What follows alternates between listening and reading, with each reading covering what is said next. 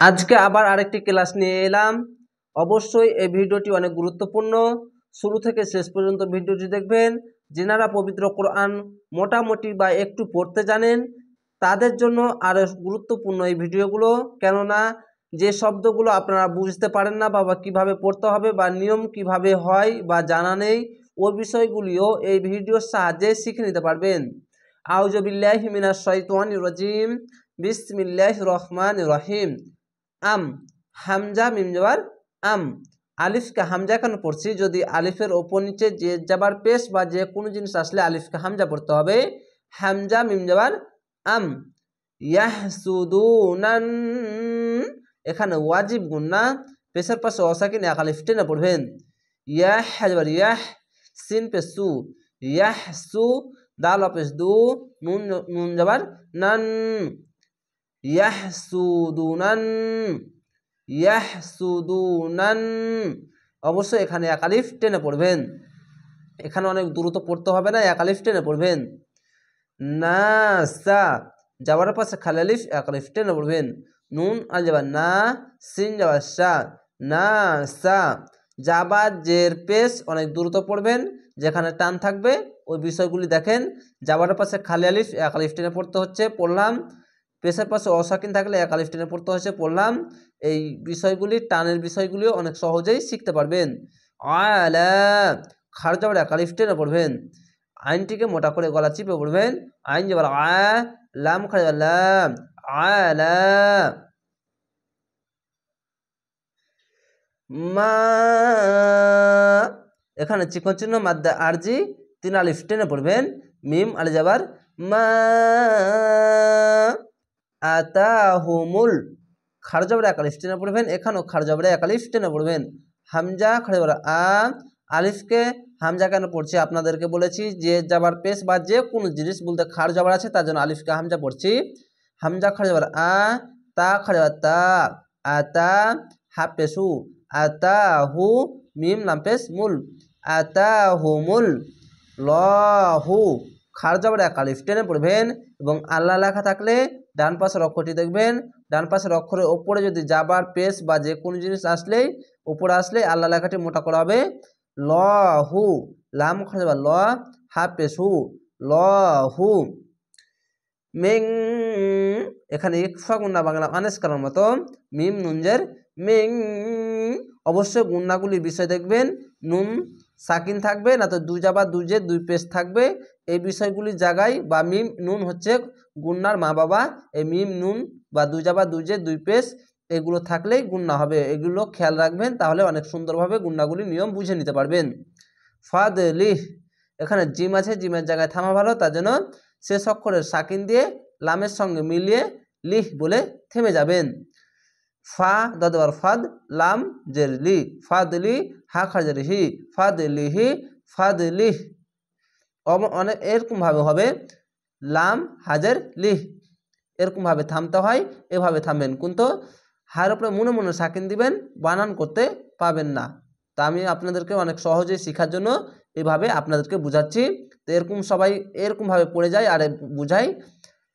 ফা দজর ফাদ, লাম জেলি, ফাদলি, হা খারজের হি, ফাদলিহি, ফাদলিহ, এভাবে চলে যাবে। তা আপনাদেরকে লিহ, তো লাম হাজের লিহ করে থামতে হয়, ওরকমভাবেই থামবেন।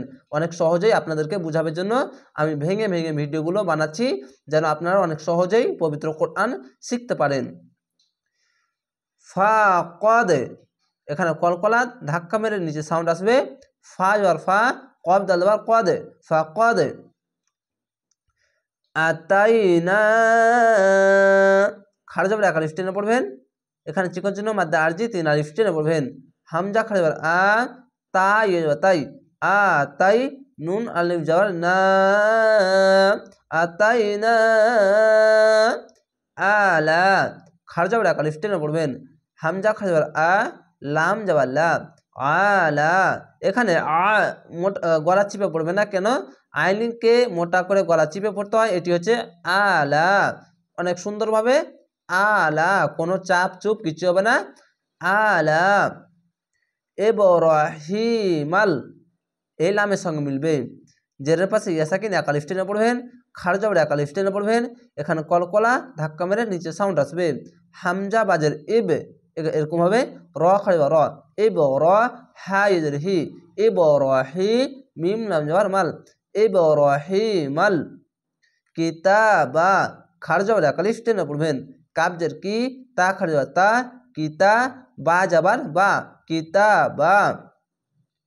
ওয়াল হিকমাতা ওয়াল আম জবর ওয়াল, হা কাবজের হিক, ওয়াল হিক, মিম জবর মা, তা যাবার তা, মাতা। ওয়াল হিকমাতা, এই হা বাতাস বের করে হ্যা, আর এটি শুধু হা, আর এটি হচ্ছে হ্যা, এই দুটি হ্যা আর হা তফাৎটি বুঝে নেন। এটি সুন্দরভাবে হা কোনো কিছু হবে না, আর এটি শুধু হা উচ্চারণ করতে গেলে বাতাস বের হবে, হ্যা। ওয়া আতাইনাহুম,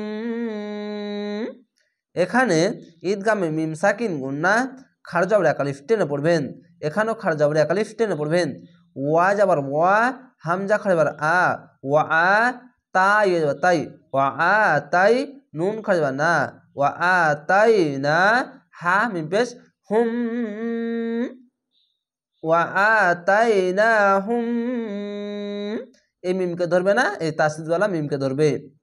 মূল কান, এখানে কান অনেক দ্রুত পড়তে হবে, কোনো টান টুন কিচ্ছু হবে না, এখানে ইজহার গুন্না, তো এখানে কালার নেই বা থাকে না, এটা অতটা বোঝাতে হয় না, তো এরকম হবে অনেক দ্রুত ইজহার গুন্না হচ্ছে অনেক দ্রুত স্পষ্টভাবে কান এভাবে অনেক দ্রুত পড়তে হবে, একদম স্পষ্টভাবে, কোনো টান গুণ কুন কিচ্ছু হবে না, এটাই হচ্ছে ইজহার গুন্না। তো গুন্না না এটা আমরা বোঝালেও হবে, তো আপনাদেরকে বলে দিলাম। মিম লাম পেশ মূল, কাফ আলিফ দে যাবার কান, মূল কান। আজিমা যেটার পাশে ইয়াসাকিন এক আলিফ টেনে পড়বেন, দুই জাবার আছে, একটি জাবার বাদ দিয়ে বা একটি আলিফের সঙ্গে মিলিয়ে এক আলিফ টেনে থেমে যাবেন। এখানে আয়াত আছে, তার জন্য একটি জাবার বাদ দিয়ে বা একটি জাবার আলিফের সঙ্গে মিলিয়ে এক আলিফ টেনে থেমে যাবেন। যেটার পাশে ইয়াসাকিন এক আলিফ টেনে পড়বেন, আইনটিকে মোটা করে গলা চিপে পড়বেন। আইন যাবার আম, জিম, অজিম, মিম আলিজার মা, আজিমা। আশা করি আপনারা এই ছোট্ট ভিডিওর সাহায্যে এই গুরুত্বপূর্ণ বিষয়গুলি অনেক সহজেই শিখতে পারছেন। তার জন্য বলছি আমার প্রত্যেক ক্লাস গুরুত্বপূর্ণ এবং অনেক সহজেই ক্লাসগুলো দেখতে পাবেন এবং শিখতে পারবেন।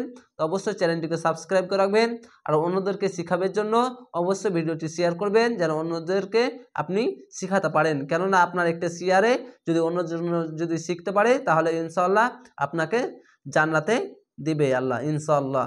আশা করি আপনারা বুঝতে পেরেছেন। এভাবে ভিডিওগুলো দেখবেন। ভালো থাকেন, সুস্থ থাকেন। আসসালামু আলাইকুম।